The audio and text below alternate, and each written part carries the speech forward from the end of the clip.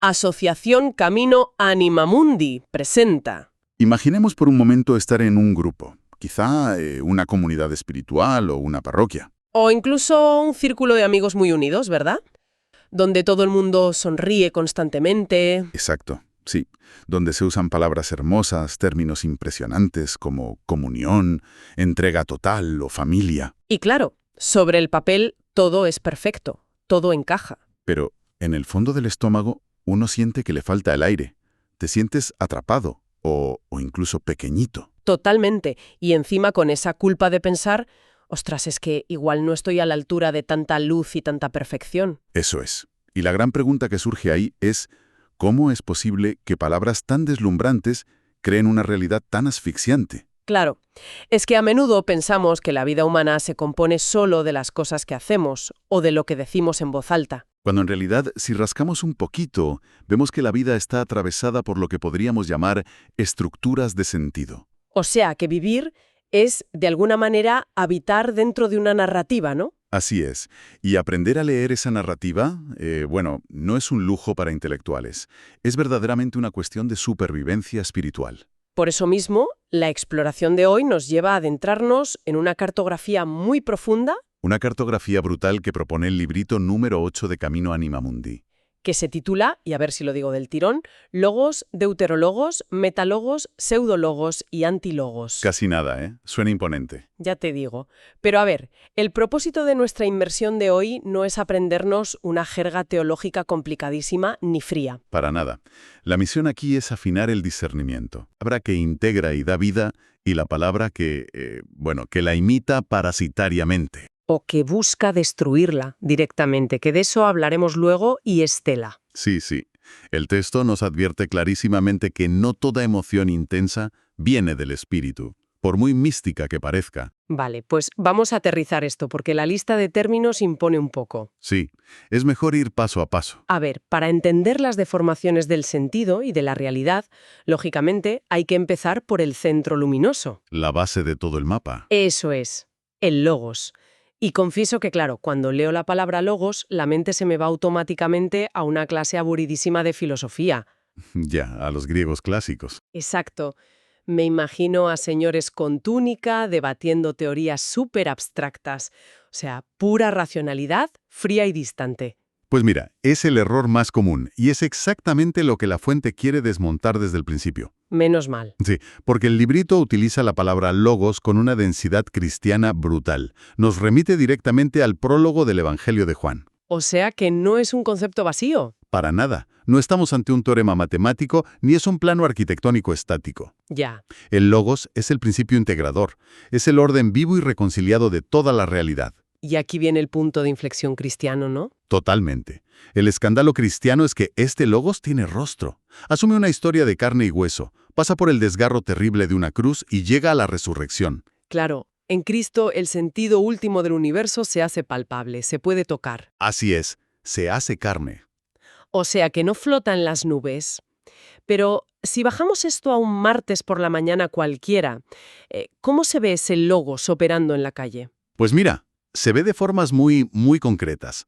Piensa en una herida profunda, un trauma. O un fracaso que alguien lleva arrastrando años en absoluto silencio. Exacto, pues el logos aparece en el instante exacto en que esa persona encuentra a alguien que le ofrece la palabra justa. Madre mía, qué importante es eso. Una palabra que permite nombrar el dolor sin humillar, ¿verdad? Eso es, una palabra que le devuelve la dignidad a quien sufre. Y supongo que también operan dinámicas de grupo. Sí, claro. Surge cuando una familia, por ejemplo, después de años de conflicto sordo, encuentra por fin un modo respirable de estar juntos. Un modo sano y perdonado de sentarse a la mesa a cenar. Esa pacificación real, esa comunión que humaniza el rostro del otro, bueno, pues eso es el logos haciéndose presente ahí mismo. Fíjate que hay una idea que has mencionado que la fuente repite muchísimo y que me parece, vamos, la clave de bóveda de todo esto. ¿Te refieres a la encarnación? Exacto, la urgencia de hacerse carne. El logo siempre tiende a bajar a la tierra. Así es. Y esto, o sea, choca frontalmente con dos posturas que vemos muchísimo hoy en día en muchos ambientes. Sí, el librito advierte sobre esos dos grandes peligros. Por un lado, el intelectualismo. Ya sabes, gente que lee muchísima teología, que tiene ideas brillantísimas sobre Dios. pero que luego en la práctica tratan a su pareja o a sus vecinos con un desprecio absoluto. Totalmente. Su vida real está completamente intacta. No ha sido tocada por todo lo que saben. Claro. Y el otro extremo es el espiritualismo. Uf, ese es súper común. Esa búsqueda constante de subidones emocionales en retiros, Sí, de buscar siempre luces interiores, consuelos sensibles, pero que luego, a ver, no se traduce en fregar los platos en casa. ni en cuidar un enfermo o en sostener un vínculo cuando las cosas se ponen feas y aburridas. Claro, ahí es donde radica el núcleo del discernimiento que exige este mapa. El texto nos obliga a pasar cualquier experiencia, cualquier palabra, por el tamiz de la realidad concreta. O sea, a preguntarnos, ¿esta palabra o esta supuesta iluminación me humaniza de verdad? Exactamente. Me conduce a vivir con la forma de Cristo, entregado al prójimo en lo concreto. Porque si una luz espiritual, por muy bonita que sea, no desciende al barro, Sino transforma la rudeza de tus gestos cotidianos o tu capacidad real para perdonar una ofensa. entonces, por muy poética que suene, aún no es logos pleno, ¿no? Pero claro, todo esto plantea un problema logístico inmenso. A ver, cuéntame. Pues que si el logos es esa verdad encarnada, ¿cómo accedo yo a él? O sea, no tenemos una línea telefónica directa e inmaculada al cielo. Ya, no caemos del guindo con todo aprendido. Exacto. Necesitamos un lenguaje, necesitamos una comunidad que nos enseñe a rezar o los propios evangelios que están impresos en papel. Totalmente. Y entiendo que ahí es donde la cartografía nos introduce la segunda categoría del mapa. El deuterologos, ¿verdad? Eso es. Deuterologos significa, literalmente, la palabra segunda. Es la mediación. O sea, todo aquello que media entre nosotros y el logos. Exacto. Y el autor subraya algo crucial aquí, y es que el deuterologos no es un mal menor que haya que aguantar. Ah, ¿no? No, es una necesidad vital. Abarca nuestras liturgias, las doctrinas, las pedagogías comunitarias. Los comentarios bíblicos, Sí, e incluso los propios libritos de Camino Anima Mundi son deuterologos. claro, es verdad. ¿Y cuál es su función entonces? Su misión es muy noble. Intenta traducir, custodiar y transmitir ese logos original para que pueda llegar a nosotros hoy. O sea, nos salva de la arrogancia de creer que podemos inventarnos la fe desde cero cada mañana. Exactamente. Aislados en nuestra habitación, sin historia, sin tradición y sin hermanos. Nos da un mapa para poder caminar. Vale, entiendo perfectamente la necesidad del mapa. Es lógico. Pero intuyo que ves un pero. Sí, es que aquí veo una trampa gigantesca en la que, bueno, caemos constantemente. Adelante, ¿qué ocurre? Pues, ¿qué pasa cuando empezamos a adorar el mapa en lugar de mirar el territorio? Aclaro. Me refiero a cuando la regla, la rúbrica o la tradición se vuelven más importantes que la persona de carne y hueso que tenemos delante. Sí, sí.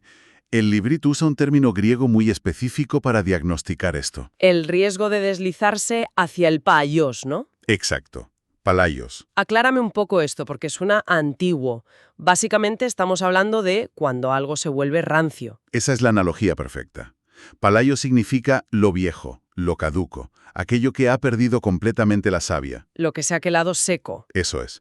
El riesgo del deuterólogo endurecido es un fenómeno tristísimo que vemos a lo largo de toda la historia religiosa. Ponme un ejemplo para aterrizarlo. A ver, imagina una iniciativa solidaria en una parroquia, ¿vale? Vale. Nace del fuego del logos. Un grupo de personas ve a familias pasando hambre y decide organizarse para darles de comer. Qué bonito. Ahí hay vida, hay amor real. Exacto, hay encuentro personal. Eso es un deuterólogo sano y vital. Pero pasan 30 años, Ay, madre. Ya me veo venir el final. la iniciativa crece muchísimo y lógicamente se institucionaliza. Se crean formularios, normativas estrictas de reparto, horarios rígidos. Y de pronto, un día cualquiera, llega una madre llorando. Sí, llega fuera de horario porque sus hijos no tienen cena para esa noche. ¿Y qué pasa? Pues que el encargado le dice fríamente que vuelve el martes con la fotocopia compulsada porque hoy la ventanilla está cerrada. ¡Qué barbaridad! Han protegido tanto la estructura que se han olvidado completamente de para qué servía en primer lugar. Ese es el drama del Palaios. La persona con hambre ya no es el centro. Claro. Ahora es una molestia que viene a alterar la sagrada burocracia. La estructura empieza a defenderse a sí misma, por encima de la vida que supuestamente debía cuidar y proteger. O sea, pierde su porosidad, su capacidad de compasión. Totalmente.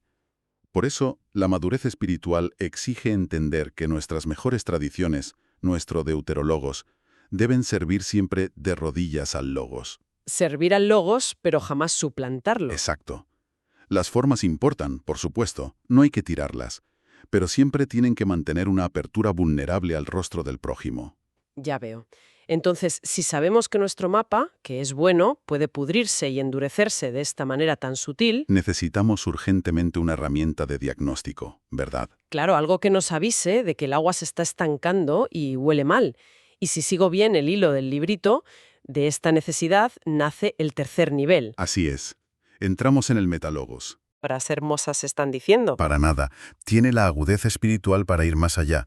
Se pregunta, a ver, ¿desde dónde se está diciendo esto realmente? ¿Y qué tipo de mundo o de relaciones está construyendo este discurso en la práctica de la comunidad? Eso es. Es la capacidad fundamental de desenmascarar, por ejemplo, que un discurso teológicamente impecable se está utilizando en realidad para manipular conciencias. Ostras, claro.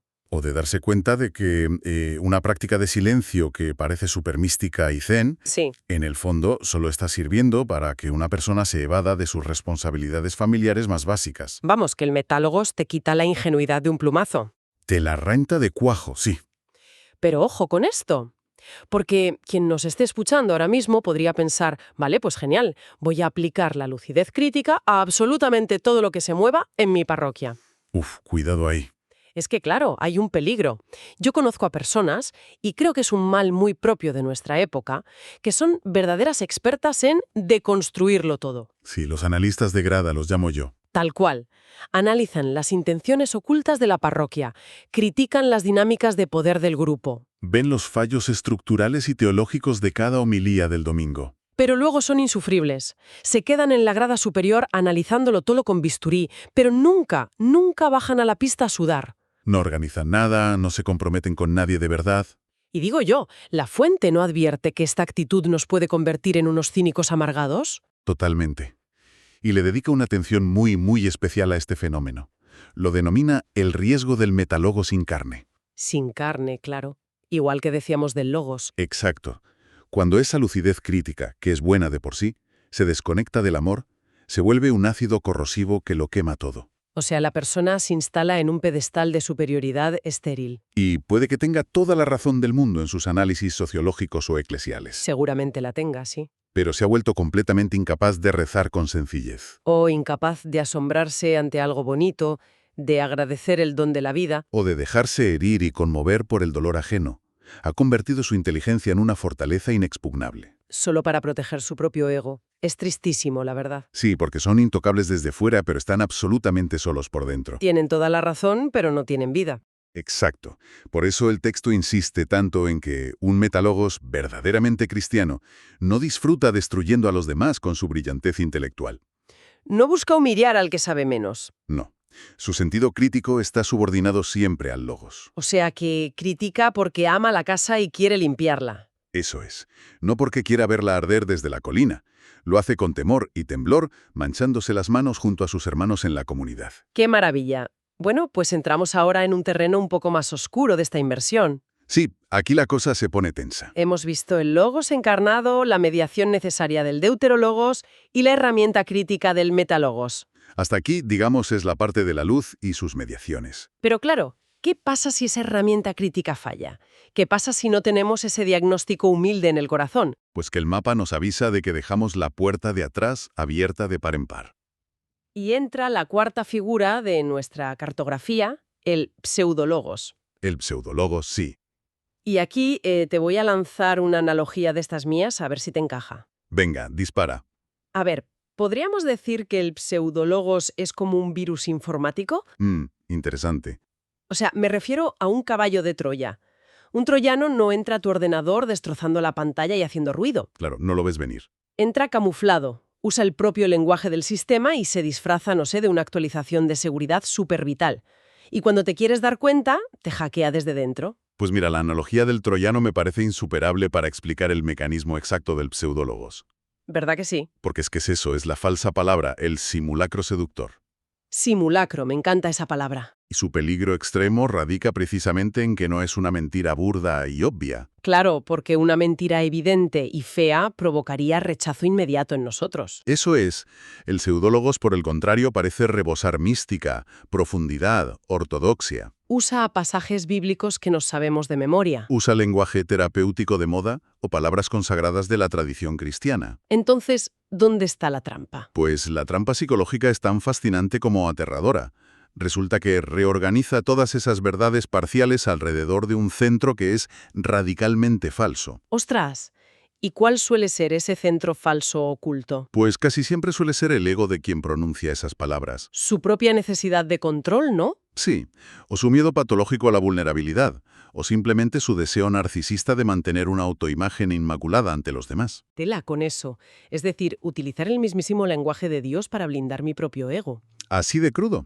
Y el librito detalla que esto no se presenta siempre con la misma cara. Adopta máscaras. Máscaras muy sofisticadas, diseñadas a medida de lo que la víctima necesita escuchar en ese momento. A ver, ponme ejemplos de estas máscaras, porque esto me parece clave. Vale. Tenemos, por ejemplo, la máscara moralista. Uf, esa me la imagino. Utiliza discursos impecables, casi perfectos, sobre la pureza, la rectitud y la ley de Dios. Pero claro, el fruto que genera en quien lo escucha no es una conversión alegre ni paz. Para nada. Genera una culpa enfermiza, un miedo paralizante a equivocarse. Y supongo que un desprecio farisaico hacia todos los demás, que son etiquetados como pecadores. Exactamente.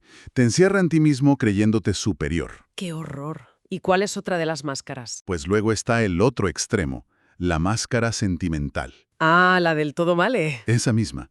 Habla sin cesar del amor infinito, de la aceptación total, de que todo fluye y es buena energía. Suena súper bonito y muy de hoy en día. Sí, pero en el fondo lo usa para rechazar cualquier límite sano. O para justificar caprichos personales. Sí, sobre todo, para huir del sacrificio real, de la cruz que implica amar de verdad a alguien cuando la cosa se pone difícil. Ya, huir del compromiso real.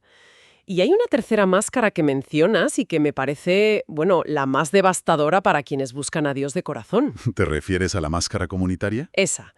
Es el escenario un poco con el que abríamos la inmersión de hoy. Sí. Me imagino al típico líder carismático. Sí, el que habla maravillas sobre dar la vida por la obra, sobre ser una sola alma y un solo corazón. Pero que luego, en la cruda realidad práctica, lo que está haciendo es tejer una red de dependencia absoluta hacia su persona. Aísla a las personas de sus familias biológicas, las aleja de sus amigos de siempre. Anula por completo su capacidad de pensar por sí mismas. Y todo esto lo justifica bajo el tremendo paraguas de una supuesta vocación superior que nadie más entiende. Madre mía. Pero ¿cómo demonios detectas un troyano tan bien diseñado?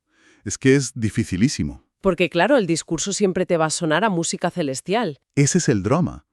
En el nivel puramente intelectual o del discurso es casi indetectable, porque ha copiado a la perfección el lenguaje del deuterólogo. Entonces, ¿qué hacemos? La única forma de desenmascarar al pseudologos es bajar la mirada al suelo, mirar a la carne, La prueba del algodón. la prueba del fruto sostenido en el tiempo. Hay que hacer preguntas muy crudas a la realidad concreta. A ver, por ejemplo.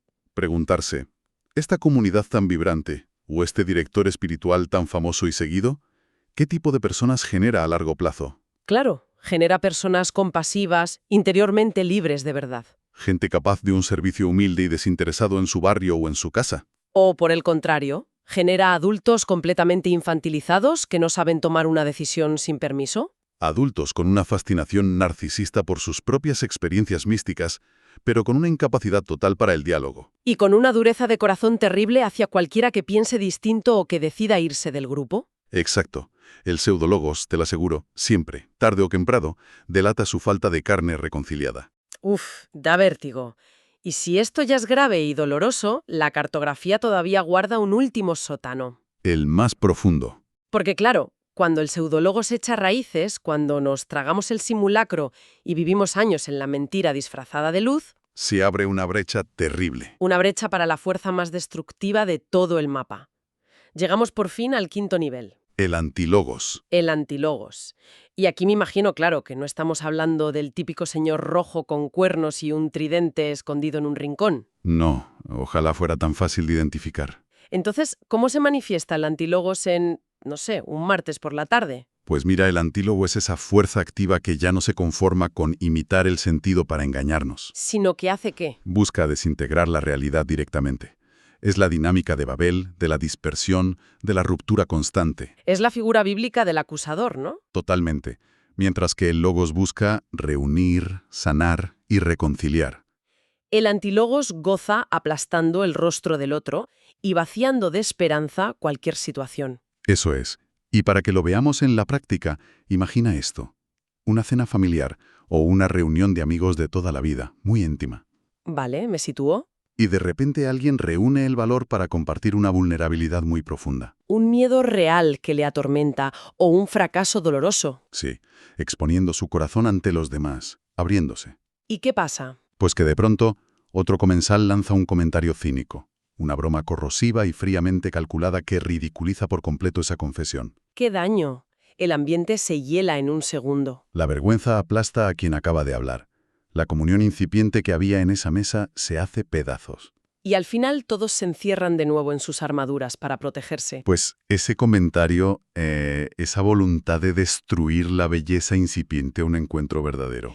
Eso es el antilogos operando en directo. Eso mismo es. Y fíjate que esto nos pone frente a un dilema gigantesco hoy en día. ¿Por qué lo dices? Porque en los ambientes espirituales y parroquiales solemos tener metido en la cabeza, vamos, casi como un dogma de fe inamovible, que absolutamente todo se soluciona dialogando. Ah, el mito de la empatía infinita. Claro, que si hay un problema o una persona tóxica, lo que hace falta es más empatía, más paciencia, sentarse a escuchar y una comprensión psicológica inagotable. Ya, es muy común pensar así. Pero a ver, si me dices que el antilogos no busca engañarse, ni tiene una herida que sanar, sino que busca activamente la destrucción del vínculo y de la persona, Así es. entonces el librito sugiere que debemos sentarnos a dialogar amablemente con él y tratar de comprender sus motivos. Pues mira, esta es quizá una de las lecciones más duras, pero más necesarias de todo el texto. A ver, La respuesta es un no categórico. un no rotundo. Rotundo. Frente a las dinámicas del antilogos, la sola empatía psicológica no basta. Es más, supongo que te comen vivo. Es que incluso puede ser utilizada en tu contra por esa misma persona para seguir destruyendo al grupo. Claro, dándole cancha. Ante una fuerza que busca aniquilar activamente la verdad y la dignidad humana de un hermano, la postura cristiana no es la sumisión ingenua. Hay que aprender a resistir entonces. El texto nos llama a la firmeza más absoluta, a no pactar con la mentira, a trazar límites infranqueables, Ostras. y a proteger, a veces con mucha determinación, con mucha fuerza y valentía, los espacios vulnerables donde el logos está intentando nacer y encarnarse. O sea que no se dialoga con el acusador cuando está en pleno asalto. Para nada. Se le hace frente para proteger a la comunidad y a los más débiles. ¡Qué potente! Madre mía, qué viaje tan intenso por toda esta geografía humana y espiritual nos hemos dado hoy. Desde luego que sí. Lo que yo me llevo como síntesis vital de todo esto es que estos 5 niveles de los que hemos hablado no son cajones separados. No son conceptos teóricos en la estantería de una biblioteca vaticana. No. Están bailando juntos, ahora mismo, en el barro de nuestras relaciones, en nuestro trabajo de todos los días, en nuestra oración de esta misma noche. Así es. Todo está interconectado. Porque, pensémoslo bien, una intuición hermosa y genuina que tuvimos hace años puede estar pudriéndose hoy mismo en un deuterologos rígido y burocrático. Y al revés también. Una herida profunda que dábamos por completamente perdida puede estar a punto de recibir la visita sanadora del logos esta misma tarde. O ese instinto crítico brillante que tenemos, si no lo bañamos continuamente en humildad. Nos puede convertir de la noche a la mañana en jueces implacables y crueles de nuestros propios hermanos. Vamos, que todo esto nos exige una vigilancia del corazón constante, de cada día. Una vigilancia que, ojo, no nace del pánico obsesivo a equivocarnos. Claro, sino de un amor apasionado por la verdad que da vida y que nos hace libres. Ese es verdaderamente el horizonte final. Toda esta cartografía de camino Anima Mundi no sirve absolutamente de nada si se queda en un mero esquema mental.